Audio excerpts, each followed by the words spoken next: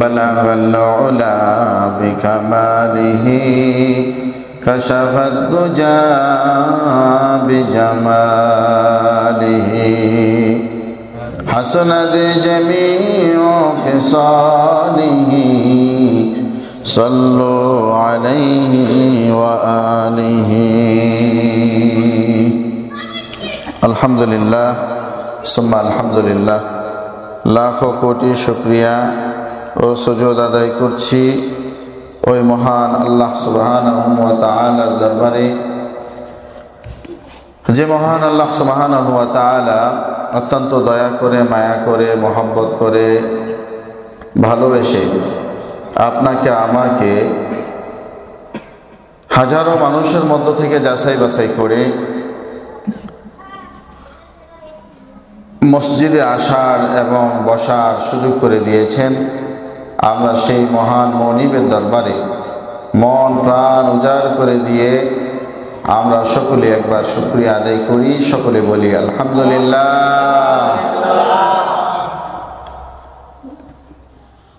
প্রিয় মুসলিম ভাইয়েরা, আমরা রজব মাসের প্রথম জুমায় আজকে পদার্পণ করলাম। আজকে রজব মাসের প্রথম জুমা, অত্যন্ত বরকতপূর্ণ মাস এই রজব মাস। রাসূলুল্লাহ সাল্লাল্লাহু আলাইহি ওয়াসাল্লাম রজব মাস আসলে এই দোয়াটা বেশি বেশি পড়তেন, আল্লাহুম্মা বারিক লানা ফি রজব ওয়া শাবান ওয়া বাল্লিগনা রমাদান। সকলে বলেন আল্লাহুম্মা আমিন। এই দোয়ার মাধ্যমে কি বলতেন আল্লাহ রাসূল সাল্লাল্লাহু আলাইহি ওয়াসাল্লাম? আল্লাহুম্মা বারিক লানা ফি রজব ওয়া শাবান ওয়া বাল্লিগনা রমাদান। আয় আল্লাহ, রজব মাস এসে গেছে, রজব মাসের বরকত এবং শাবান মাসের সমস্ত ফজিলত বা বরকত আপনি আমার ভাগ্যে নসিব করুন এবং রমজান পর্যন্ত আমার হায়াতকে বৃদ্ধি করে দিন। সকলে বলি আল্লাহুম্মা আমিন। তাহলে এই দোয়াটা রাসূলুল্লাহ সাল্লাল্লাহু আলাইহি ওয়াসাল্লাম করেছেন, আমাদেরও করার দরকার আছে না নাই? তাহলে আমরা সকলে বলি আল্লাহুম্মা বারিক লানা ফি রজব ওয়া শাবান ওয়া বাল্লিগনা রমাদান। আবার পড়ি আল্লাহুম্মা বারিক লানা ফি রজব ওয়া শাবান ওয়া বাল্লিগনা রমাদান। সকলে বলি আল্লাহুম্মা আমিন। প্রিয় উপস্থিতি, আমরা প্রতি সপ্তাহে যেভাবে সাপ্তাহিক একটি বিষয়বস্তু নিয়ে আলোচনা করি, আজকেও আমরা একটি বিষয়বস্তু নিয়েই সংক্ষিপ্ত আকারে আলোচনা করার জন্য চেষ্টা করব। ওমা তৌফিকি ইল্লা বিল্লাহ। সুবহানাকা লা ইলমা লানা ইল্লা মা আল্লামতানা ইন্নাকা আনতাল আলিমুল হাকীম। ক্বালা রাব্বি ইশরাহ লি সাদরি ওয়া ইয়াসসির লি আমরি ওয়াহলুল উকদাতাম মিন লিসানি ইয়াফকাহু কওলি।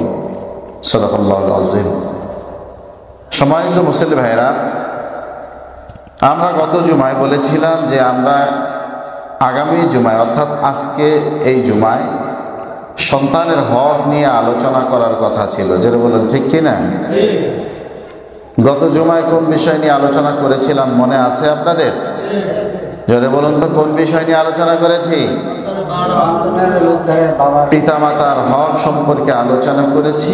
আর আজকে আলোচনা করব শুধুমাত্র পিতামাতাই সন্তানের উপরে হক আছে বিষয়টা এরকম না, আবার সন্তানদেরও পিতামাতার প্রতি হক আছে না নাই?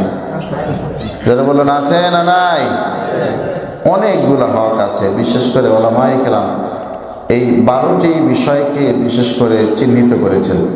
কয়টি বিষয়? সেই 12টি বিষয় আমরা আজকে আলোচনা করার চেষ্টা করব। ওমা তৌফিক ইল্লা বিল্লাহ। আল্লাহ রাব্বুল আলামিন বলেন, ইয়া আইয়ুহাল্লাযীনা আমানু, হে ঈমানদারেরা, লা তুলহিকুম আমওয়ালুকুম, তোমাদের সম্পদ তোমাদের সন্তানাদি যারা আছে, আন যিকরিল্লাহ, খবরদার তোমাদের সম্পদ এবং তোমাদের সন্তানাদি যারা আছে এরা যেন তোমাদেরকে আমি মাওলা পাকের জিকির থেকে গাফিল না করে। وَمَن يَفْعَلْ ذَلِكَ فَأُولَئِكَ هُمُ الْخَاسِرُونَ। জোরে বলুন আল্লাহু আকবার।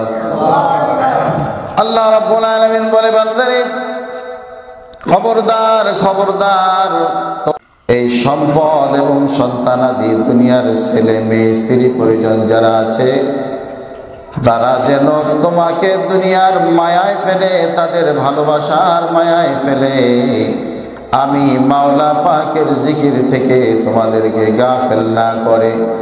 وَمَن يَفْعَلْ ذَلِكَ فَأُولَئِكَ هُمُ الْخَاسِرُونَ। ও বান্দা, তাহলে তোমরা অবশ্যই অবশ্যই ক্ষতিগ্রস্তদের অন্তর্ভুক্ত হয়ে যাবে। যেটা বলুন নাউজুবিল্লাহ। মাওলা পাকের স্মরণ থেকে যেন এই সন্তান সম্পদ এগুলো যেন তোমাদেরকে গাফিল না করে। বান্দা যদি করে ফেলে তাহলে তোমরা কি হয়ে যাইবা? ক্ষতিগ্রস্ত হয়ে যাইবা। এই জন্য আমার ভাইরা দেখবেন, আপনারা নবী আইয়ুব আলাইহিস সালাতু ওয়াস সালামের কথা আপনারা শুনেছেন। কোরআনের মধ্যে আইয়ুব আলাইহিস সালাতু ওয়াস সালাম সম্পর্কে অনেক গুরুত্বপূর্ণ বর্ণনা এসেছে। শয়তান আল্লাহ রাব্বুল আলামিনকে বললেন, ও আল্লাহ রাব্বুল আলামিন, আপনার নবী আইয়ুবকে আপনি এত বেশি সম্পদ দিয়েছেন, এই সম্পদ পাওয়ার কারণে আপনার নবী আইয়ুব আপনাকে বেশি বেশি স্মরণ করে। আল্লাহ রাব্বুল আলামিন বলেন, আমার আইয়ুবকে যদি আমি সম্পদ নাও দিতাম তাহলেও আমার আইয়ুব আমি মাওলা পাকের জিকির থেকে জিকির থেকে কখনো গাফিল হইতো না। শয়তান বারবার আল্লাহকে বলে, আল্লাহ আমি এটা বিশ্বাস করি না, যদি আপনি আইয়ুবকে সম্পদ না দিতেন তাহলে আমার বিশ্বাসে অবশ্যই আপনাকে ভুলে যেত। আল্লাহ বলেন, না না, আইয়ুব ভুলতো না। যদি বলুন ঠিক কিনা? এই জন্য শয়তান আল্লাহ তাআলাকে বললেন, আল্লাহ তাআলা আমি পরীক্ষা করতে চাই। আল্লাহ তাআলা বললেন, ঠিক আছে, তুমি আমার আইয়ুবকে পরীক্ষা করো। শয়তানকে আল্লাহ তাআলা সেই ক্ষমতা দিয়ে দিলেন। শয়তান বিভিন্ন রূপ ধরে আইয়ুব আলাইহিস সালাতু ওয়াস সালামকে ধোঁকা দেওয়ার চেষ্টা করলেন। বিভিন্ন জায়গায় যায় আইয়ুব আলাইহিস সালাতু ওয়াস সালামের সম্পদগুলো একে একে ধ্বংস করে দিতে থাকলেন। জোরে বলুন নাউজুবিল্লাহ। আল্লাহর নবী হযরত আইয়ুব আলাইহিস সালাতু ওয়াস সালামের এক একটা সম্পদ ধ্বংস হয়ে যায়।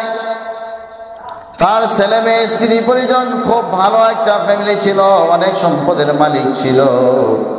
যখন একের পর এক আইয়ুব আলাইহিস সালাতু ওয়াস সালামের সম্পদগুলা শয়তান ধ্বংস করে দিতে শুরু করলো,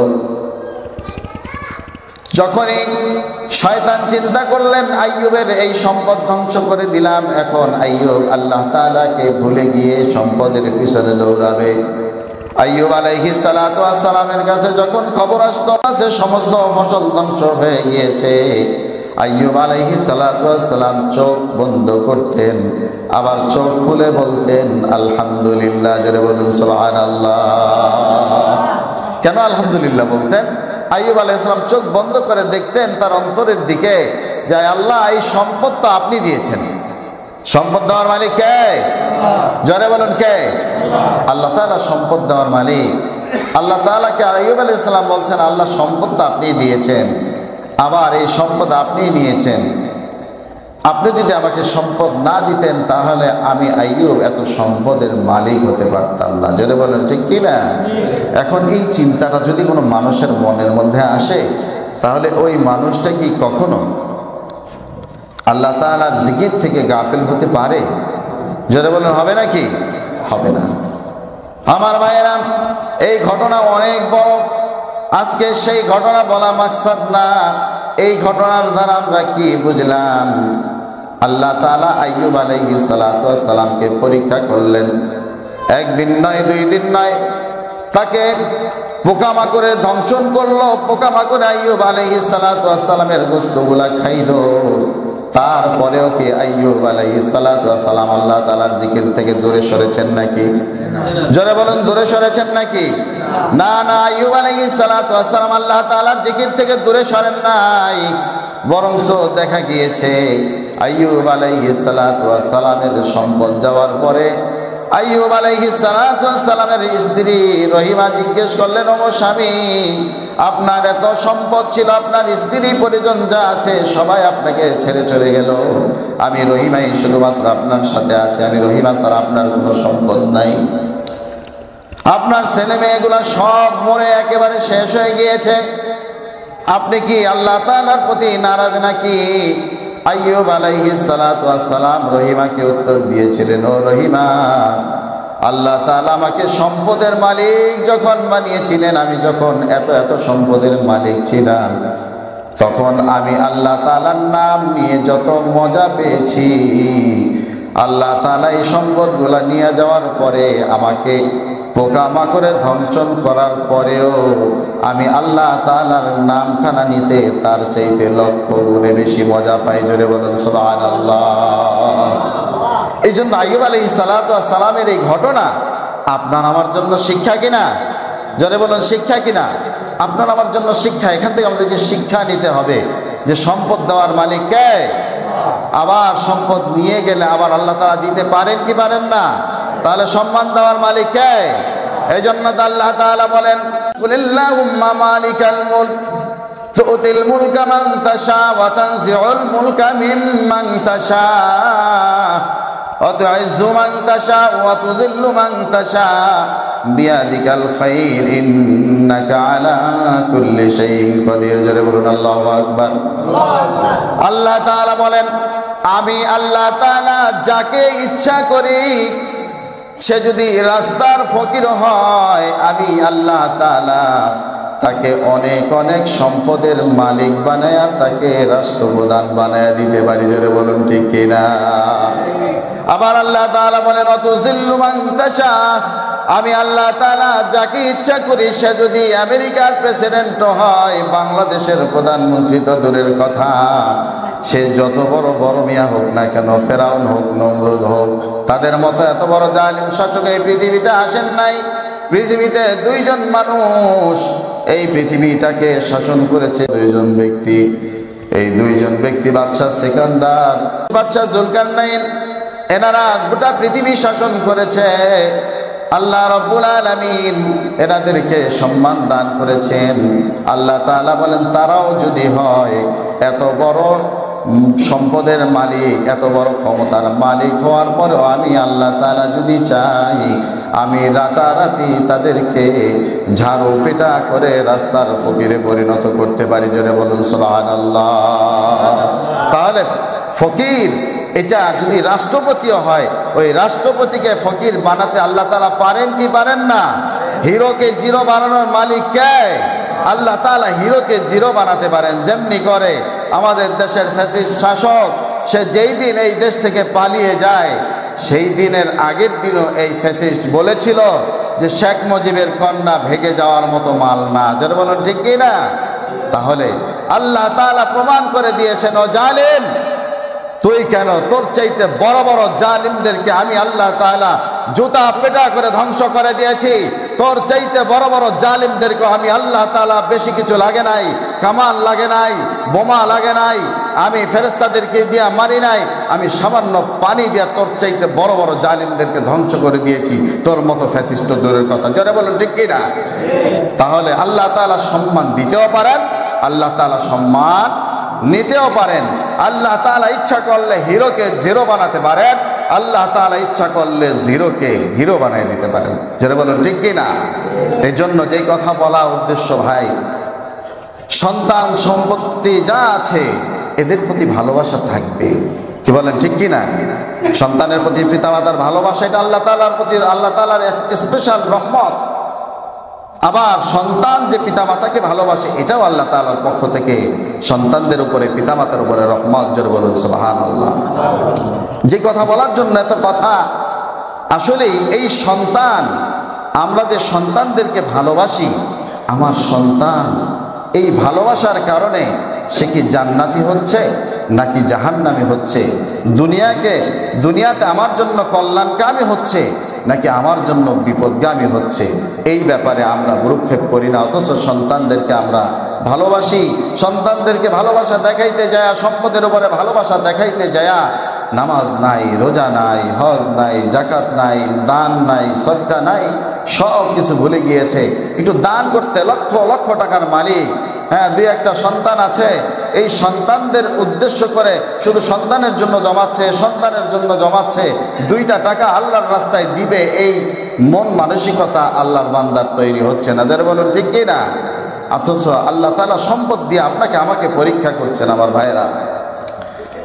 আমার ভাইয়েরা, সন্তান তো এমন সম্পদ, যদি আপনার ওই সন্তানটা যদি কল্যাণকামী হয়, আপনার সন্তানগুলা যদি ভালো মানুষ হয়, আপনার সন্তান যদি আদর্শবান মানুষ হয়, আপনার সন্তান যদি হয় কোরআনওয়ালা, আপনার সন্তান যদি হয় হাদিসওয়ালা, আপনার সন্তান যদি হয় নবীজি সাল্লাল্লাহু আলাইহি ওয়াসাল্লামের সুন্নাতওয়ালা, এইরকম একটি সন্তান যদি আপনি লালন পালন করতে পারেন, তাহলে আপনি দুনিয়াতেও হিরো, আখিরাতেও হিরো। জোরে বলুন সুবহানাল্লাহ। আর যদি সন্তান বিপদগামী হয়ে যায়, তাহলে বিপদের আর কোনো শেষ আছে নাকি? শেষ নাই। এই জন্য সন্তান যদি নেককার হয়, পরকালে হাসরের ময়দানে বলা হয়েছে, একজন সন্তান যদি আলেম হয়, এই সন্তান আলেম হওয়ার কারণে আল্লাহ রাব্বুল আলামিন তার পিতা মাতাকে হাসরের ময়দানে 2টি নূরের চেয়ারে নূরের টুপি মাথায় দিয়া হাসরের ময়দানে বসায় দিবেন। জোরে বলুন সুবহানাল্লাহ। লোকেরা জিজ্ঞেস করবে, রব্বুল আলামিন, এই যে ওনাদেরকে নূরের টুপি মাথায় দিয়ে দেওয়া হলো, যেই নূরের টুপিগুলা সূর্যের চাইতেও বেশি ঝলমল ঝলমল করতে থাকবে, জোরে বলুন সুবহানাল্লাহ। প্রশ্ন করবে লোকেরা, এদেরকে এত সম্মান কি কারণে দেওয়া হলো? ফেরেশতারা বলবেন, ওনার সন্তানকে উনি আলেম বানিয়েছে, একজন আদর্শবান সন্তান হিসাবে দুনিয়াতে সন্তানদেরকে লালন পালন করেছে, এই জন্য আল্লাহ তাআলা ওনাদের উপরে খুশি হয়ে এই সম্মানে ভূষিত করেছেন। জোরে বলুন সুবহানাল্লাহ। আজকে আপনারা আমার সন্তানদেরকে ভালো মানুষ বানাবো তো দূরের কথা, আমার ভাইয়েরা দেখেন, যদি সন্তান নেককার হয়, তাহলে পরকালে ফায়দা আছে না নাই? জোরে বলুন, আছে না নাই? ঘুমাসতেছে আপনাদের? তাহলে ফায়দা আছে না নাই? আর যদি সন্তান ভালো হয়, তাহলে দুনিয়াতেও ফায়দা আছে না নাই? যদি সন্তান ভালো হয়, সন্তান যদি নেককার হয়, তাহলে এতটুকু আশা করা যায়, আপনি বুড়ো হয়ে গেলেও, আপনার স্ত্রী বুড়ো হয়ে গেলেও, সন্তান নেককার সন্তান কখনো আপনাকে বৃদ্ধাশ্রমে ফেলে রেখে আসবে না। জোরে বলুন ঠিক কিনা? আর যদি কুলাঙ্গার সন্তান হয়, লক্ষ লক্ষ টাকার মালিক বানায় দিবেন, সারা জীবন এই কুলাঙ্গার সন্তানের পিছনে দৌড়াইতে দৌড়াইতে নিজের আমল আখলাক সব কিছু শেষ করে দিবেন। এই কুলাঙ্গার সন্তানের কারণে দুনিয়াতেও আপনি অপদস্থ, আর আখিরাতেও অপদস্থ হয়ে যাবেন। জোরে বলুন নাউজুবিল্লাহ। এই জন্য আমার ভাইয়েরা, সন্তান ভালো করতে গেলে আগে পিতামাতাকে ভালো ভূমিকা নিতে হবে। জোরে বলুন ঠিক কিনা? সন্তান ভালো হওয়ার পিছনে সবচেয়ে বড় অবদান কার? জোরে বলুন কার? পিতা এবং মাতা। সন্তান যত বড় শিক্ষায় শিক্ষিত হোক, তার প্রাথমিক শিক্ষাটা হবে ঘরের থেকে। জোরে বলুন ঠিক কিনা? দেখবেন, পিতা মাতা যদি ভালো হয়, সন্তানও ভালো হয়। পিতা মাতা যদি মুখে খারাপ কথা বলে, গালিগালাজ করে, তাহলে সন্তানের ভিতরে সেই স্বভাব ঢোকে কি ঢোকে না? কি বলেন, ঢোকে কিনা? পিতা মাতা যদি মিথ্যাবাদী হয়, সন্তান মনে করে বাবা মা মিথ্যা কথা বললে, মিথ্যা কথা এত বড় কোনো পাপের কাজ না, এখানে মিথ্যা কথা বললে কিছুই হবে না। জোরে বলুন নাউজুবিল্লাহ। একটা কথা বলি, সন্তানকে ভালো বানাতে হয়, এমনি এমনি ভালো হয় না। জন্ম দেওয়া আর বাবা হওয়া এক জিনিস না। জন্ম দেওয়া আর বাবা হওয়া কি না ভাই? এক জিনিস না। আরে এমনও তো আছে বিয়ে শাদী হয় নাই, এরকম মেয়েদের সাথে মেলামেশা করে অবৈধ, যারও সন্তান হয় কি হয় না? সন্তান হয়েছে, ঠিক আছে, তার জন্ম হয়েছে, একজন জন্ম দিয়েছে তাকে, কিন্তু পরিচয় দেয় না। পরিচয় না দিলে তার বাবা পাওয়া যায় নাকি? জোরে বলুন, পরিচয় না দিলে বাবা পাওয়া যায়?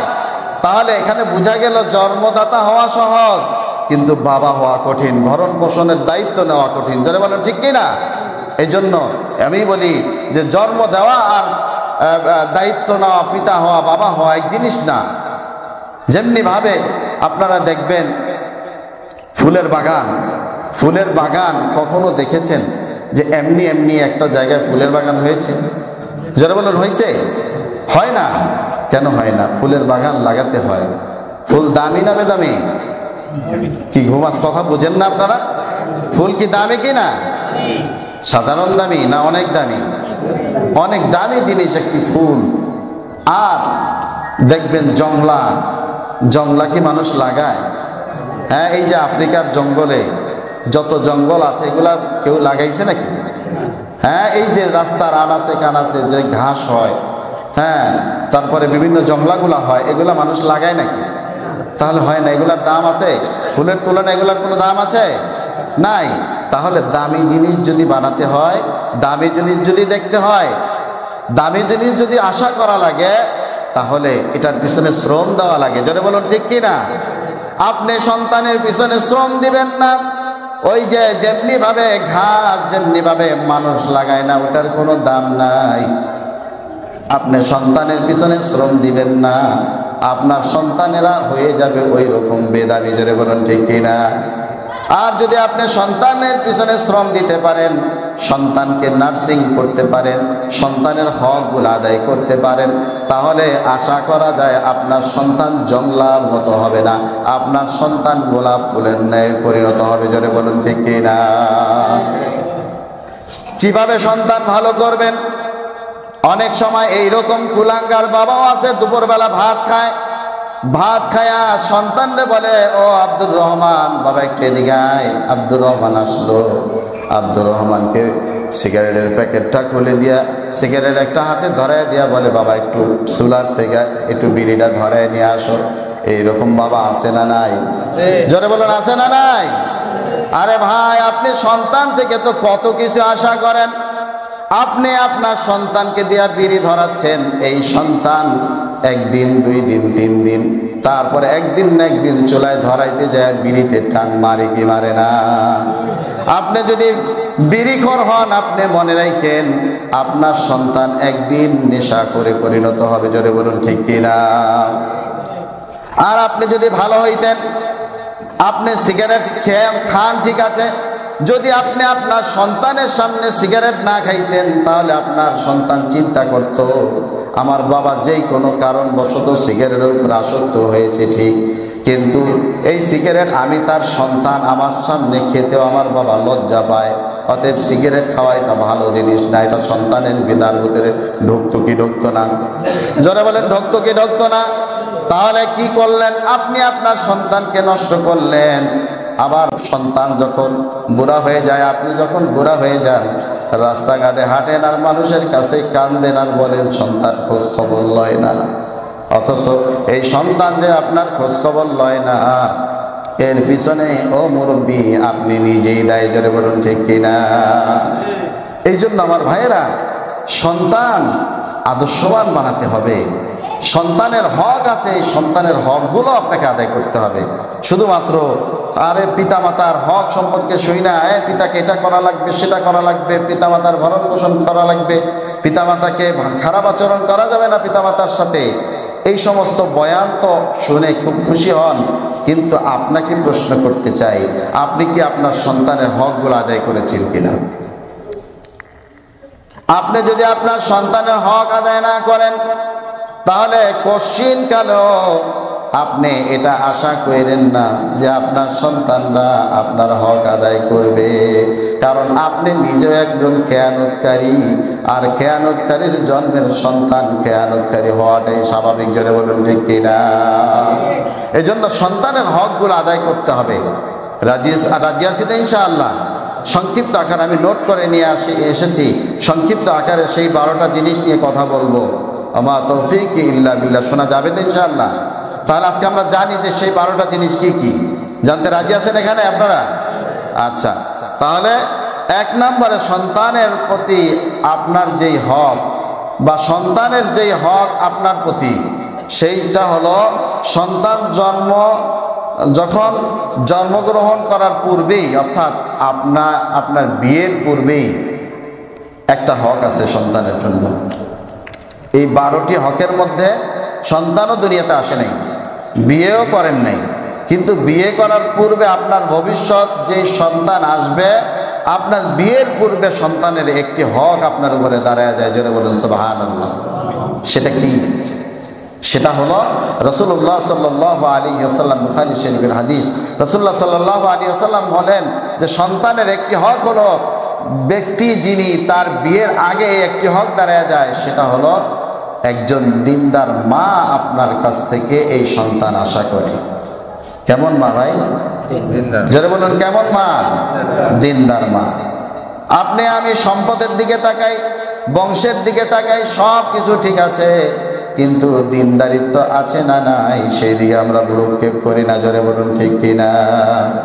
এই জন্য রাসূলুল্লাহ সাল্লাল্লাহু আলাইহি ওয়াসাল্লামের একটি হাদিস আছে, বলা হয়েছে তুমি যেই শ্রেণীর একটা পুরুষ, তার যেই স্বাবলম্বিতা, তার যেই সম্পদ, তার যেই বংশ মর্যাদা, স্ত্রী তার চাইতে একটু নিচু হওয়াটাই ভালো। জোরে বলুন সুবহানাল্লাহ। স্ত্রী যদি একটু সম্পদের মালিক বেশি হয়, সম্পদের মালিক বেশি, জামাই থেকে চেহারা সুরত সুন্দর, দেখতে সুন্দর, লম্বা উঁচা, তারপরে বংশমর্যাদা ভালো, তারপরে আপনার মনে করেন যে সম্পদের কোনো অভাব নাই, এইরকম স্ত্রী যদি আপনার ঘরে আসে, যদি আপনার কপাল ভালো হয়, যদি দিনদার হয়, তাহলে হয়তো কপালে শান্তি আসতে পারে। কিন্তু যদি স্ত্রীটা দিনদার না হয়, তাহলে এই সংসারে কখনো শান্তির আশা করা যায়।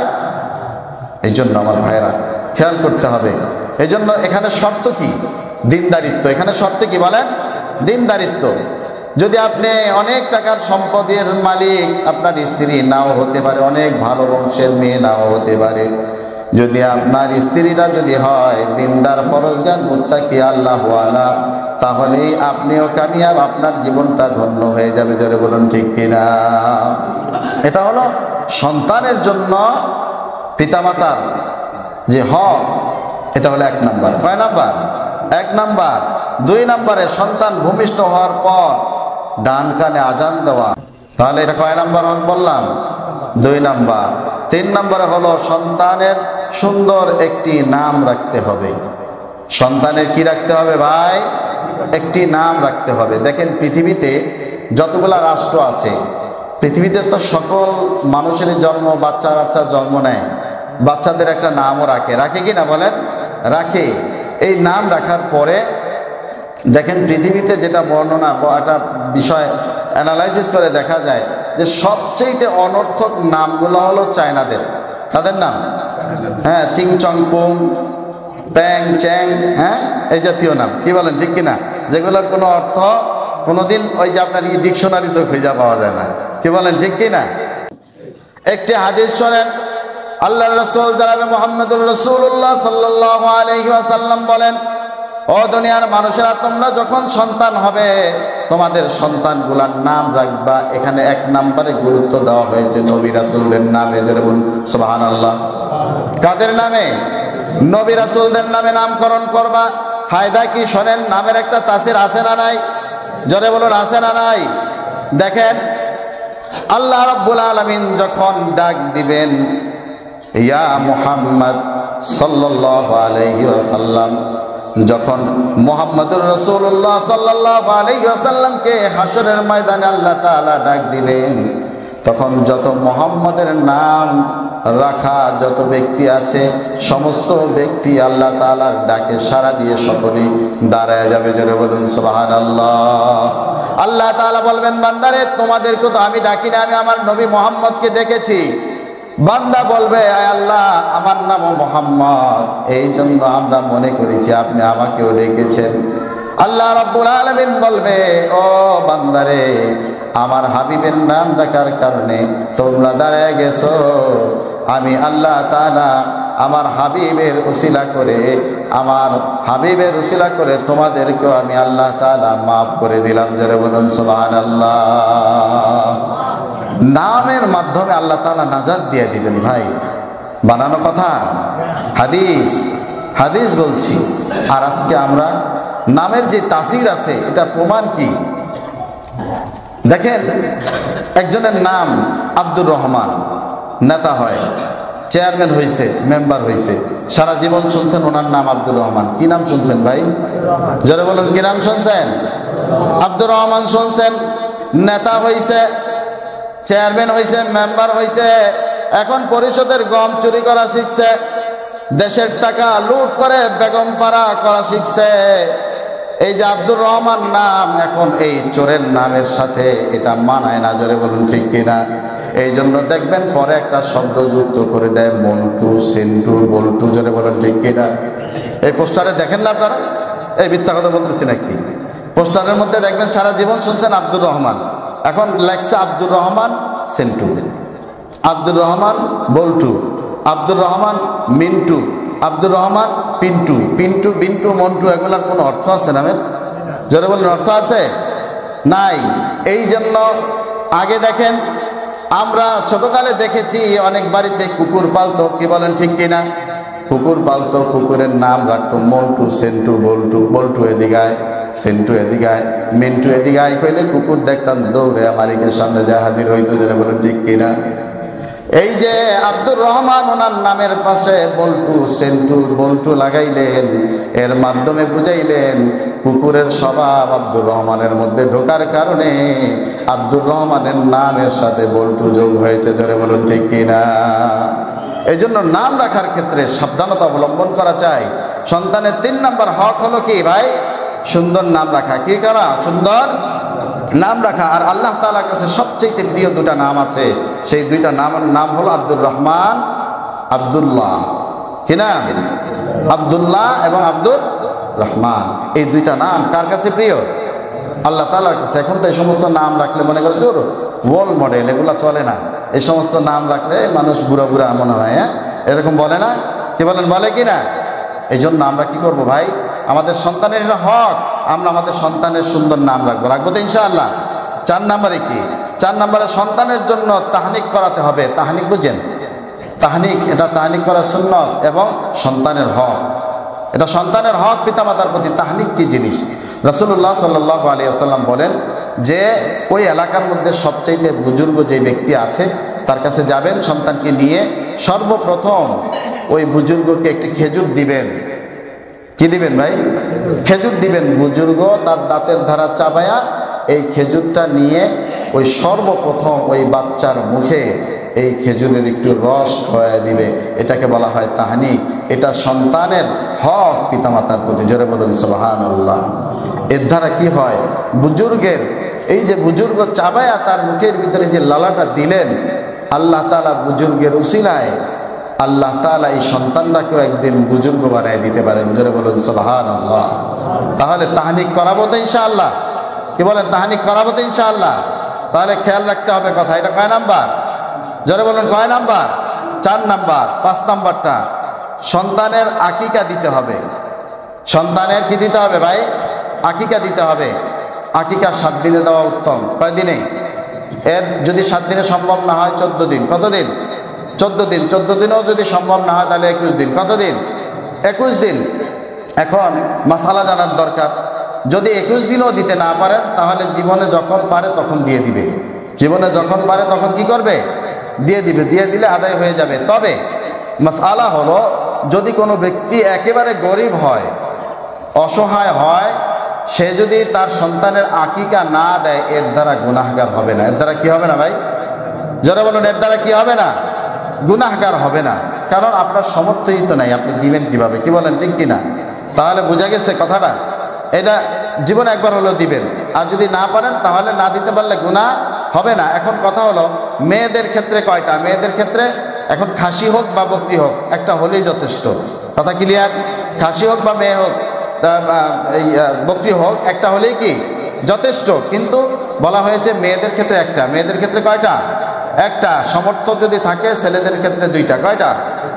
এক কথায় এই আকিকাটা এটা আল্লাহ তাআলার প্রতি শুকরিয়া আদায়ের জিয়াবত হিসাবে, মানুষকে খাওয়ানো হিসাবে আপনি যে আল্লাহ তাআলার শুকরিয়া আদায় করলেন, এটার প্রমাণ বহন করে। কি করে ভাই? এটা প্রমাণ বহন করে। এই জন্য বলা হয়েছে যদি আপনার সেই সামর্থ্য না থাকে, পুরুষের ক্ষেত্রে, আপনার ছেলের ক্ষেত্রে যদি আপনি একটা দিয়ে আকিকা দেন তাহলে আকিকা আদায় হয়ে যাবে। বলেন আলহামদুলিল্লাহ। এখন যার সামর্থ্য আছে সেও কি একটা দিয়ে দিবেন নাকি? হ্যাঁ। এখন আসেন, আরেকটা কথা আছে সমাজে প্রচলিত, সেটা বলা হয় যে আকিকার গোস্ত নাকি যারা আকিকা দেয় তারা খেতে পারে না, এরকম একটা কথা প্রচলিত আছে কি না ভাই? এখন কথা হইল আপনারা তো খাবেন, সেই সন্তান যদি 7 দিন 14 দিন 15 দিন 21 দিনের না হয়, সন্তান যদি বড় হয়ে যায়, ওই অবস্থায় আকিকা দিলে ওই সন্তানকে আগে খাওয়াইবেন। ওই সন্তানকে কি করবেন? আগে খাওয়াইবেন, পুরা ফ্যামিলির সবাই খাইবেন, মন ভইরা খাইবেন। যদি এরপরও খাইতে না মনে চায় তাহলে আমি খাইতে পারি, আমার বাসায় পাঠিয়ে দিবেন। ঠিক আছে? সবাই খাইবেন, পেট ভরে খাইবেন। হ্যাঁ, তবে উত্তম হলো যদি পারেন গরিব দুঃখীর একেবারে দিয়ে দিতে চান, কিছু রাইখা গরিব দুঃখীর মধ্যে মিলাই দিবেন, এটাও উত্তম। যারা বলেন ঠিক কিনা? তাহলে মাসালা ক্লিয়ার ইনশাআল্লাহ। 6 নম্বরে সন্তানকে তরবিয়ত দিতে হবে। সন্তানকে কি দিতে হবে ভাই? তালিম, তরবিয়ত দিতে হবে, সন্তানকে বোঝাতে হবে। যেমন লুকমান আলাইহিস সালাতু ওয়াস সালাম বলেন, ইয়া বুনাইয়া আকিমিস সালাহ ওয়া'মুর বিল মারুফ ওয়ানহা আনিল মুনকার ওয়াসবির আলা মা আসাবাক ইন্না যালিকা মিন আজমিল উমুর। চিল্লায়ে বলেন আল্লাহু আকবার। লুকমান আলাইহিস সালাতু ওয়াস সালাম তার সন্তানদেরকে ওসিয়ত করেছেন, তালিম দিয়েছেন, তরবিয়ত দিয়েছেন। সর্বপ্রথম বলছেন, ইয়া বুনাইয়া, হে আমার কলিজার টুকরা সন্তান। এখন আমি বলেন তো কয়দিন সন্তানকে ডাইকে বলছি, বাজান আমার কলিজার টুকরা সন্তান, আমার দুলালি লক্ষ্মী, বাবা আসো তোমার কপালে একটা চুমা দে, বাবা তুমি নামাজ পড়ো, তুমি অন্যায় করো না, তুমি বাজে ছেলেদের সাথে আড্ডা দিও না। এইরকম কথা আমরা কয়জনে বলেছি? কে বলেন বলি আমরা? চিন্তা করি এটা নষ্ট হয়ে গেছে। পোলের উপরে দাঁড়ায় দাঁড়ায় মেয়েরা স্কুল থেকে যায় আর টিচিং করে, চিন্তা করি যে এটা নষ্ট হয়ে গেছে, এটা আমার সংসার থেকে আলাদা হয়ে গেছে, ওর সাথে কথাও নাই এবং ওর সাথে কোনো যোগাযোগও নাই। এর দ্বারা সন্তান ভালো হয় না আরো খারাপ হয়? যারা বলেন ভালো হয় না খারাপ হয়? খারাপ হয়ে যায়। এই জন্য সন্তান